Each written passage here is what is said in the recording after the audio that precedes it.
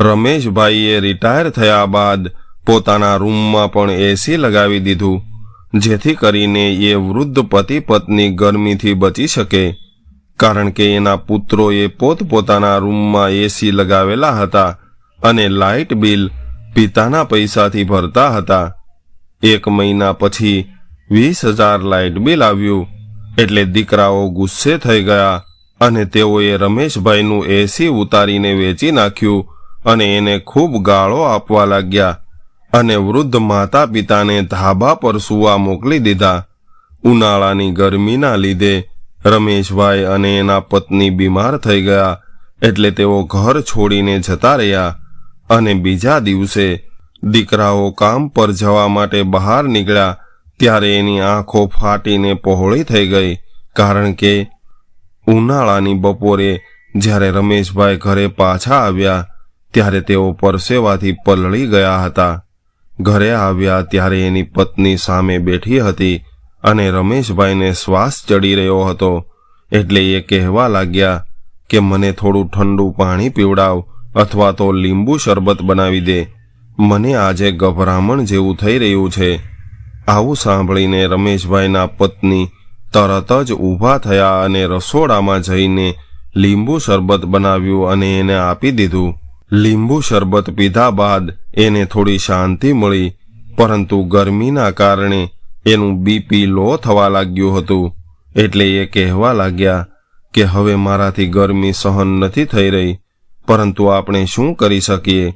મોંઘવારી પણ એટલી બધી વધી રહી છે અને ખર્ચા એટલા બધા છે કે મહિનો પૂરો થાય એ પહેલાં જ પૈસા પૂરા થઈ જાય છે.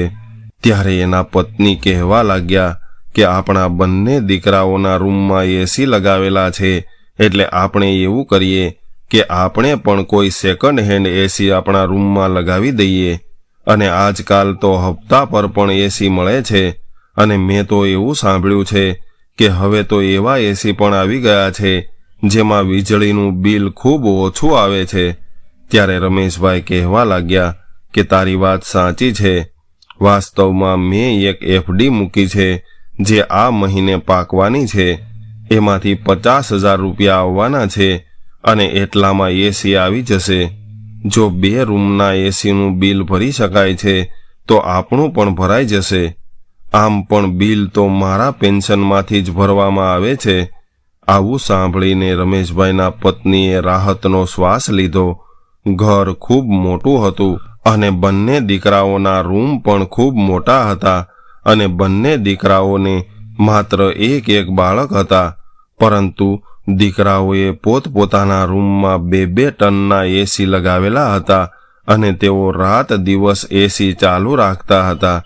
લગ્ન થયા બાદ તરત જ બંને વહુઓએ સાસુ સાથે થોડી દૂરી બનાવીને રાખી હતી અને ન તો તેઓએ સાસુ સસરાની કોઈ જવાબદારી લીધી હતી. એ પોતાનું ખાવાનું જાતે જ બનાવતા હતા. જ્યારે એમણે જોયું કે વહુઓ સીધી રીતે વાત નથી કરતી કે ન તો એનું કામ કરવા માગે છે, તો કોઈ પણ લડાઈ ઝઘડા વગર એમણે પોતે જ કહી દીધું કે બેટા, તમે લોકો અમારા બંનેની ચિંતા ન કરો, બસ તમે પોતપોતાના પતિઓનું ખાવાનું બનાવી નાખજો, હું અમારું ખાવાનું બનાવી લઈશ. અને ઘરનું વાતાવરણ પણ એટલા માટે જ સારું હતું, કારણ કે રમેશભાઈની પત્નીએ ક્યારેય સાસુ બનવાની કોશિશ નહોતી કરી, એટલે એ પોતાનું અને રમેશભાઈનું ખાવાનું જાતે જ બનાવતા હતા. પરંતુ ઘરનો ખર્ચો ભેગો હતો. વીજળીનું બિલ રમેશભાઈના પેન્શનમાંથી ભરવામાં આવતું હતું. રાશન પણ એક જ જગ્યાએથી આવતું હતું, એટલે જેને જે રાંધવું હોય એ રાંધી લેતા. પરંતુ રમેશભાઈને ચોક્કસપણે પોતાના પુત્રો સામે એવી ફરિયાદ રહેતી હતી કે સમગ્ર જીવન દરમિયાન તેઓએ પુત્રોને ઉછેરવામાં ઘણી બધી કુરબાનીઓ આપી છે, પરંતુ એના પુત્રોએ લગ્ન કરીને પોતાની પત્નીઓનો સાથ આપ્યો હતો. બીજા જ દિવસે રમેશભાઈની પત્નીની બહેનનું અવસાન થઈ ગયું અને રમેશભાઈની તબિયત સારી નહોતી, એટલે તેઓ મુસાફરી કરવા નહોતા માંગતા, પરંતુ એના પત્ની રડી રહ્યા હતા, એટલે એમણે એને ગામડે મોકલી દીધા.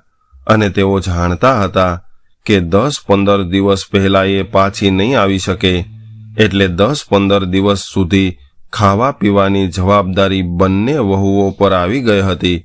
પરંતુ બંનેના મોઢા ચડેલા હતા. રમેશભાઈને ડાયાબિટીસની બીમારી હતી, એટલે તેઓ સવારે 9 વાગ્યે નાસ્તો કરી લેતા, પરંતુ વહુ 11 વાગ્યા સુધી એસીવાળા રૂમમાંથી બહાર નીકળતી નહોતી. રમેશભાઈએ બંને દીકરાઓને એવું કહ્યું કે જ્યાં સુધી તમારી માં પાછી ન આવે ત્યાં સુધી તમારી પત્નીઓને કહી દેજો કે હું સવારે 9 વાગ્યે નાસ્તો કરું છું, એટલે તેઓ ઉઠીને મારા માટે નાસ્તો બનાવી આપે. આવું સાંભળીને બંને દીકરાઓ મોઢું બગાડીને પોતપોતાના રૂમમાં જતા રહ્યા. પરંતુ હવે બંને મૂંઝવણમાં મુકાઈ ગયા હતા, કેમ કે તેઓ જાણતા હતા કે પત્નીઓ ધીરજ રાખવાવાળી કે સેવા કરવાવાળી બિલકુલ નથી. બીજા દિવસે સવારે 9 વાગ્યે બંને દીકરાની પત્નીઓ રસોડામાં હાજર હતી અને જોર જોરથી વાસણો પછાડી રહી હતી. રમેશભાઈ જ્યારે પોતાના રૂમમાંથી બહાર આવ્યા તો વહુઓની બડબડાહટ સાંભળી લીધી. મોટી વહુ નાની વહુને કહી રહી હતી કે ડોશી તો બહાનું બનાવીને ગામડે જતી રહી છે અને આ મુસીબત આપણા ગળે બાંધતી ગઈ છે. ત્યારે નાની વહુ કહેવા લાગી કે એક તો આ ડોસાના વધારે પડતા નખરા છે, એને 9 વાગ્યે નાસ્તો જોઈએ, બપોરનું ખાવાનું 1 વાગ્યે જોઈએ અને સાંજે 4 વાગ્યે ચા જોઈએ. એક તો બાળકો આખી રાત સૂવા નથી દેતા અને સવારે ઉઠો તો આ મહારાજા માટે નાસ્તો બનાવવાનો. વહુઓની આવી વાતો સાંભળીને રમેશભાઈનું મન ઉદાસ થઈ ગયું, કેમ કે તેઓ ઉઠે એ પહેલા જ એની પત્ની એની સામે નાસ્તો મૂકી દેતી. નાસ્તામાં એ સાબુદાણા લેતા હતા, પરંતુ ખાંડ વગરના, અને ચા પણ ખાંડ વગરની પીતા હતા. પરંતુ વહુએ બેકરીના બિસ્કિટ અને 1 કપ ચા બનાવીને ટેબલ પર મૂક્યો હતો.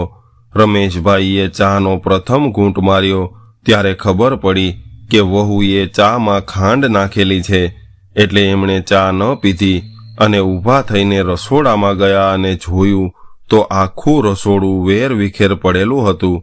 જોકે એની પત્નીને ખૂબ જ ચોખ્ખાઈ અને સફાઈ પસંદ હતી, પરંતુ વહુઓ એની ઈચ્છા હોય તો કામ કરતી અને ક્યારેક ક્યારેક તો એવું પણ બનતું કે બંનેમાંથી કોઈ પણ વહુ ખાવાનું પણ નહોતી બનાવતી અને બંને પુત્રો એની મા પાસે ખાવાનું બનાવડાવતા હતા અને રમેશભાઈના પત્ની બિચારા ચૂપ રહીને બાળકોને પણ ખાવાનું ખવડાવતા હતા અને તાજી રોટલીઓ બનાવીને આપતા હતા. આખી જિંદગી એણે રમેશભાઈને તાજી રોટલી બનાવીને ખવડાવી હતી અને કદાચ રાત્રે બનાવેલી રોટલી વધી રહેતી તો એ પોતે સવારે ઉઠીને ખાઈ લેતા, પરંતુ એણે ક્યારેય પણ રમેશભાઈને રાતની વધેલી રોટલી નહોતી આપી. પત્ની અને વહુ તરીકેની જે ફરજ એની પત્નીએ નિભાવી હતી એનાથી બિલકુલ વિપરીત વહુઓ કામચોર હતી. રમેશભાઈએ રસોડાની વેર વિખેર હાલત જોઈ અને રાતના દુર્ગંધવાળા વાસણો જોયા તો એને ખૂબ દુઃખ થવા લાગ્યું અને એમણે ફ્રીજમાંથી બ્રેડ લઈને માખણ લગાવીને ખાઈ લીધી અને પાણી પીને પોતાના રૂમમાં આવી ગયા. આજે એને પોતાની પત્નીની ખૂબ જ યાદ આવી રહી હતી, પરંતુ દુઃખની વાત એ હતી કે તેઓ એને બોલાવી પણ નહોતા શકતા. બપોરનું ખાવાનું પણ એને વાસી આપવામાં આવ્યું હતું. રાતની રોટલી અને રાતનું જ શાક હતું. એક તો ખૂબ ગરમી હતી અને ગરમીના કારણે ફ્રીજે કામ કરવાનું બંધ કરી દીધું હતું, એટલે શાક પણ ખરાબ થઈ ગયું હતું અને એમાંથી દુર્ગંધ આવી રહી હતી. ત્યારે રમેશભાઈ એવું વિચારી રહ્યા હતા કે આજ સુધી આ 34 વર્ષમાં મારી પત્નીએ મને ક્યારેય વાસી રોટલી નથી ખવડાવી અને વાસી શાક જોઈને તેઓ પરેશાન થવા લાગ્યા. એટલે એમણે રોટલી ત્યાં જ મૂકી દીધી અને વહુને કહેવા લાગ્યા કે મને 1 ગ્લાસ દૂધ આપી દે, મારે આ રોટલી નથી ખાવી. ત્યારે વહુ કહેવા લાગી કે પિતાજી, હમણાં તમારા નખરા ઘણા વધી ગયા છે. મેં તો હમણાં જ રોટલી અને શાક આપ્યું અને હવે તમે દૂધ માગી રહ્યા છો. રમેશભાઈ આવું સાંભળીને ખૂબ ગુસ્સે થઈ ગયા અને કહેવા લાગ્યા કે વહુ, શું તું તારા પિયરમાં તારા પિતાને આવું ખાવાનું ખવડાવતી હતી?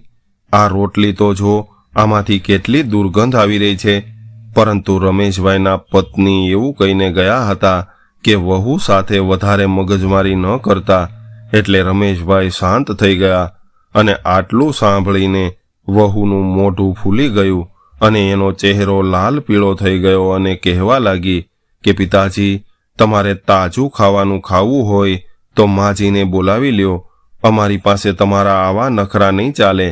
તમારે તો રોજ રોજ નવું નવું ખાવું હોય. અમારે એવી નવરાઈ નથી કે અમે તમારા નખરા સહન કરતા રહીએ. તમે તો એવી રીતે નખરા કરી રહ્યા છો જાણે કે આખા ઘરનો ખર્ચો તમે ઉપાડી રાખ્યો હોય. મોટી વહુએ જરા પણ સંકોચ રાખ્યા વગર ઘણી બધી વાતો કહી દીધી અને એ પોતાના રૂમમાં જતી રહી. રમેશભાઈનો પૌત્ર દરવાજે ઊભો રહીને આ બધું જોઈ રહ્યો હતો. આ સમયે એ 8 વર્ષનો હતો.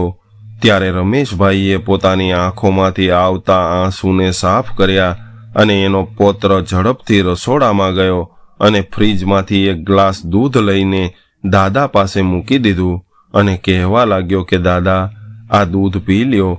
પોતાના પૌત્રને જોઈને રમેશભાઈને એના પર ખૂબ પ્રેમ આવ્યો અને એને પકડીને પોતાના ખોળામાં બેસાડી દીધો અને એને વહાલ કરવા લાગ્યા અને કહેવા લાગ્યા કે બેટા, તું મારું લોહી છે, એટલે તારાથી સહન ન થયું કે દાદાજી ભૂખ્યા બેઠા છે. ત્યારે પૌત્ર પણ દાદાની છાતીએ વળગી ગયો અને કહેવા લાગ્યો કે દાદા, તમે ચિંતા ન કરો. જ્યારે મારી મમ્મી વૃદ્ધ થશે ત્યારે હું પણ મારી પત્નીને એવું કહીશ કે મમ્મીને વાસી ખાવાનું આપ. પૌત્ર જાણે કે એના દાદાને ખુશ કરવા માંગતો હોય એવી રીતે વાતો કરવા લાગ્યો. એટલે રમેશભાઈના ચહેરા પર સ્મિત આવી ગયું. આમ પણ બાળકોની વાતો એવી જ હોય છે કે કોઈ પણ વ્યક્તિને આનંદિત કરી દે છે. હવે સાંજ પડી એટલે દીકરાઓ પણ ઘરે આવી ગયા અને ખાવાનું ડાઇનિંગ ટેબલ પર મૂકવામાં આવ્યું. આજે તો કંઈક વિચિત્ર શાક બનાવેલું હતું. જો કે મટર પનીર બનાવવામાં આવ્યું હતું, પરંતુ પનીરમાં ડુંગળી તરતી હોય એવું લાગી રહ્યું હતું. આવું જોઈને રમેશભાઈ કહેવા લાગ્યા કે આ શું બનાવ્યું છે? દીકરા, તારી માએ આવું ખાવાનું તમને ક્યારે ખવડાવ્યું છે? અરે, તમારી પત્નીઓ તો સ્ત્રીના નામ પર કલંક છે. ત્યારે દીકરો કહેવા લાગ્યો કે પિતાજી, એટલું પણ ખરાબ નથી બન્યું. એણે એ જ મટર પનીર પોતાની થાળીમાં નાખ્યું અને પુત્ર સાથે ખાવા લાગ્યો અને કહેવા લાગ્યો કે જુઓ પિતાજી, મારી માને સારું ખાવાનું બનાવતા આવડતું હતું અને ઘરને સાફ સુથરું રાખતા આવડતું હતું, કારણ કે એ ભણેલી ગણેલી નહોતી. પરંતુ અમારી પત્નીઓ તો આજકાલની મોડર્ન છોકરીઓ છે અને હાઈ એજ્યુકેશન મેળવી લે એટલે એને ઘરના કામકાજ અને સારી રીતભાત શીખવાનો સમય ન મળે, એટલે અમે પણ એની સાથે એડજસ્ટ કરીને રહીએ છીએ. ત્યારે રમેશભાઈ કહેવા લાગ્યા કે સારું શિક્ષણ મેળવ્યું છે તો એને પોતાના બાપ સમાન સસરા સામે જીભ ચલાવતા કેમ આવડે છે? સારું શિક્ષણ તો સારી વાતો શીખવે છે. આના કરતાં તો તારી અભણ માં સારી હતી. એ આજ સુધી ક્યારેય મારા માતા પિતા સામે એક શબ્દ પણ નથી બોલી કે ન ક્યારેય મને આવું ખાવાનું ખવડાવ્યું છે. લગ્ન પહેલા તો તમારા બંને ભાઈઓના ઘણા બધા નખરા હતા. કદાચ થોડું ઘણું દાળ અને શાકમાં મરચું મીઠું વધી જતું અથવા ઓછું થઈ જતું તો તમે ગુસ્સે થઈ જતા અને એવું કહેતા કે માં, તે આ શું કરી દીધું? અમે થાકીને ઘરે આવીએ છીએ તો ખાવાનું તો સરખું આપ. અને આ ભોજનથી તમને લોકોને કોઈ પ્રોબ્લેમ નથી. હવે તમે લોકો ખૂબ આરામથી ખાઈ રહ્યા છો. આટલું કહીને તેઓ ખુરશી પાછળ કરીને ટેબલ પરથી ઊભા થઈ ગયા અને કહેવા લાગ્યા કે દીકરા, જમ્યા બાદ મને બજારમાંથી દહીં લાવી આપ. હું દહીં સાથે રોટલી ખાઈ લઈશ. ત્યારે દીકરો બોલ્યો કે સારું પિતાજી, હું જમ્યા પછી તમને દહીં લાવી આપું છું. બીજું કંઈ જોઈતું હોય તો અત્યારે જણાવી દો. એટલે રમેશભાઈ કહેવા લાગ્યા કે સવારે નાસ્તામાં મને બ્રેડ અને સાદું દૂધ જોઈએ છે, એટલે બ્રેડ પણ લેતો આવજે અને તમારી પત્નીઓને કહી દેજો કે એના રૂમમાં બેસી રહે. મારે કોઈ જરૂર નથી મારો નાસ્તો બનાવવાની. આટલું કહીને તેઓ ગુસ્સો કરીને પોતાના રૂમમાં જતા રહ્યા. રમેશભાઈના પત્ની એના પિયરમાં ગયા એને હજુ તો 24 કલાક થયા હતા, પરંતુ આટલા સમયમાં એની એવી હાલત થઈ હતી કે મજબૂરીમાં એને એની પત્નીને ફોન કરવો પડ્યો.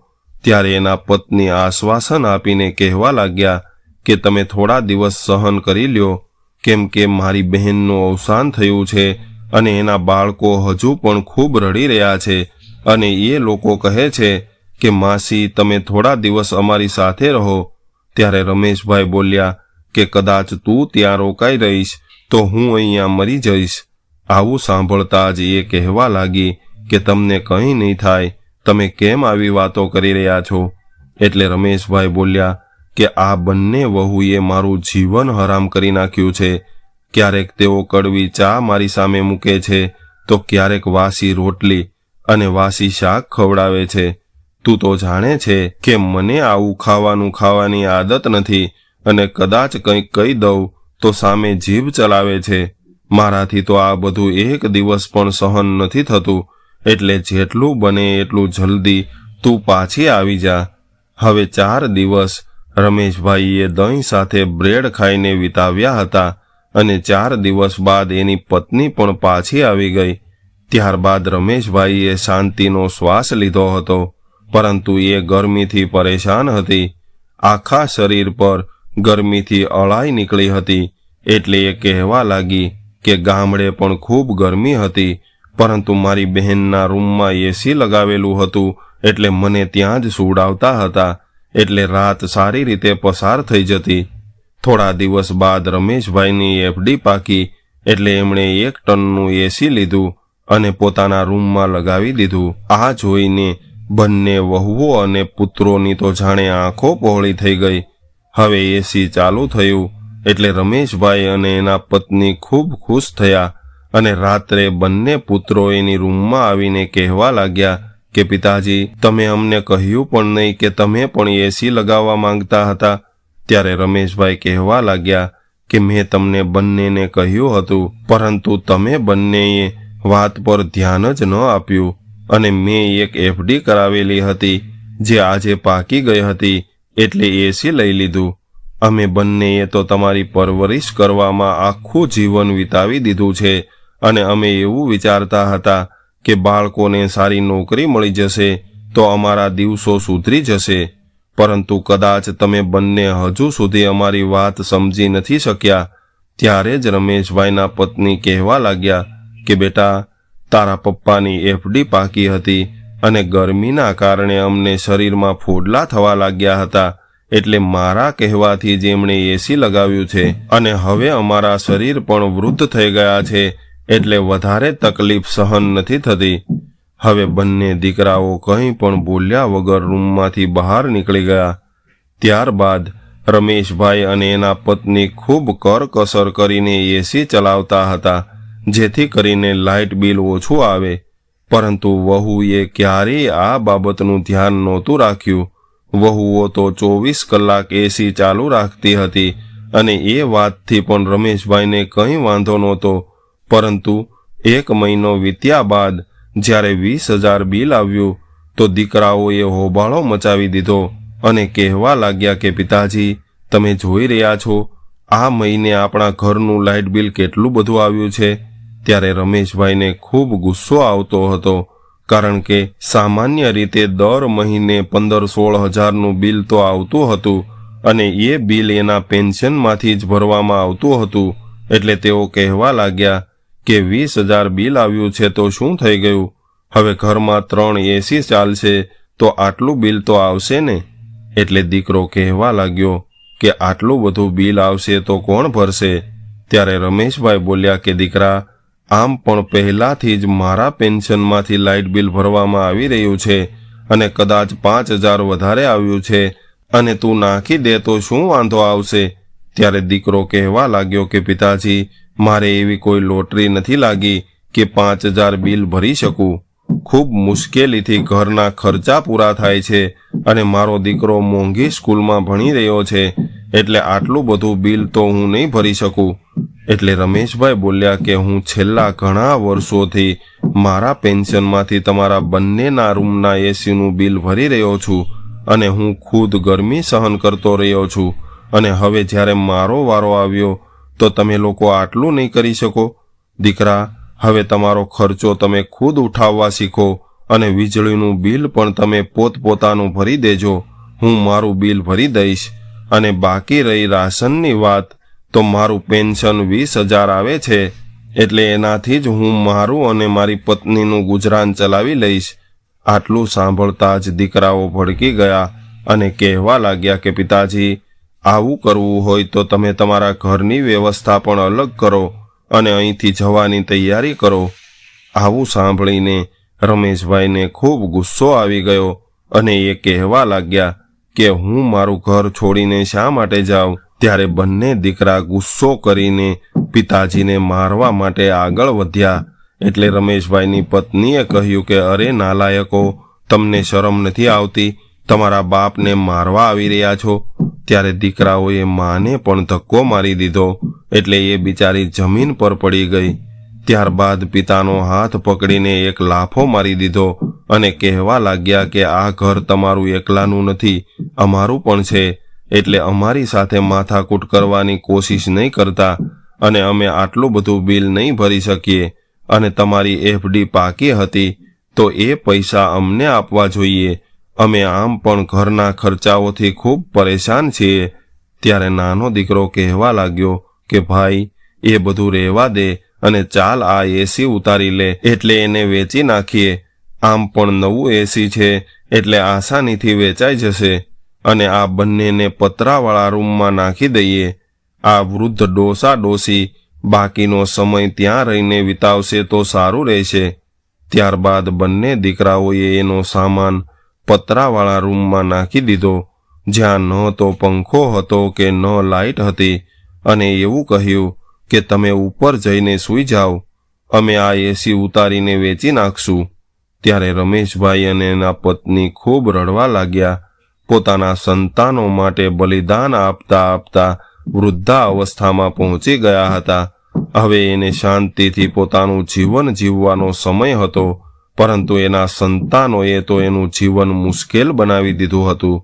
હવે બંને પતિ પત્ની ઉદાસ થઈને ઉપર ગયા તો ખૂબ ગરમી હતી અને નીચેના આખા ઘર પર બંને દીકરાઓએ કબજો કરી લીધો હતો અને એના રૂમને પણ તાળું મારી દીધું હતું, જેથી તેઓ ક્યારેય એના રૂમમાં ન આવી શકે. 2 દિવસ બાદ રાત્રે બંને પતિ પત્ની ઘરમાંથી નીકળી ગયા અને જ્યારે બંને પુત્રોએ જોયું કે એના માતા પિતા ઘર છોડીને નીકળી ગયા છે, તો એને કોઈ પણ પ્રકારનો ફરક ન પડ્યો, પરંતુ તેઓ તો ખુશ થયા કે હવે આખા ઘર પર કબજો કરી શકશું. પરંતુ બીજા દિવસે જ્યારે ઓફિસે જવા માટે તૈયાર થઈને ઓફિસે પહોંચ્યા, તો એના બોસે બંનેને નોકરીમાંથી કાઢી મૂક્યા અને એના બોસે મોટા દીકરાને એવું કહ્યું કે તે મારી ખૂબ મહત્વપૂર્ણ ફાઇલ ગુમાવી દીધી છે, જેના કારણે મને લાખો રૂપિયાનું નુકસાન થયું છે અને એટલે જ હું તને નોકરીમાંથી કાઢું છું. ત્યારબાદ નાના દીકરાને એવું કહ્યું કે મેં તને પૈસાની હેરાફેરી કરતા જોયો છે. આવું કહીને એને પણ નોકરીમાંથી કાઢી મૂક્યો. હવે બંને ભાઈઓએ નોકરી ગુમાવી દીધી હતી, કારણ કે એણે એના માતા પિતાનું દિલ દુભાવ્યું હતું, એટલે આવું થવાનું જ હતું. હવે બંને રડતા રડતા પાછા ઘરે આવી ગયા. જ્યારે એની પત્નીઓને આ વાતની જાણ થઈ તો એ પણ પરેશાન થઈ ગઈ. એટલે બંને ભાઈ પોતાની પત્નીઓને ગાળો આપીને કહેવા લાગ્યા કે તમારા કારણે અમે અમારા માતા પિતાને ઘરની બહાર નીકળવા માટે મજબૂર કર્યા છે અને આજે આપણે આવી પરિસ્થિતિમાં પહોંચી ગયા છીએ. હવે રમેશભાઈ અને એના પત્ની ગામડે જતા રહ્યા હતા. રમેશભાઈની પત્નીની બહેનનું અવસાન થયું હતું. એનો પુત્ર ખૂબ સારો હતો, એટલે એણે આ બંને પતિ પત્નીને પોતાની ઘરે પોતાના માતા પિતાની જેમ સાચવી લીધા અને એની સેવા કરવા લાગ્યો. ત્યારબાદ રમેશભાઈ ક્યારેય શહેરમાં ન ગયા, પરંતુ એના દિલમાંથી પોતાના સંતાનો માટે હંમેશા બદદુઆ નીકળતી રહી. આ બાજુ એના બંને દીકરાઓની પરિસ્થિતિ એટલી બધી ખરાબ થઈ ગઈ કે એનું ઘર પણ વેચાઈ ગયું અને પોતાની પત્નીઓ સાથે એના પિયરમાં રહેવા મજબૂર થયા અને હંમેશા એના સાસરિયાના લોકોના મેણા ટોણા સાંભળતા રહ્યા. માતા પિતાના અનાદરનું આવું જ પરિણામ આવે છે. તો મિત્રો, આજની કહાની તમને કેવી લાગી કોમેન્ટમાં જરૂર જણાવજો અને પસંદ આવી હોય તો વિડીયોને લાઇક શેર અને નવા હોય તો ચેનલને સબસ્ક્રાઇબ જરૂરથી કરજો. હર હર મહાદેવ.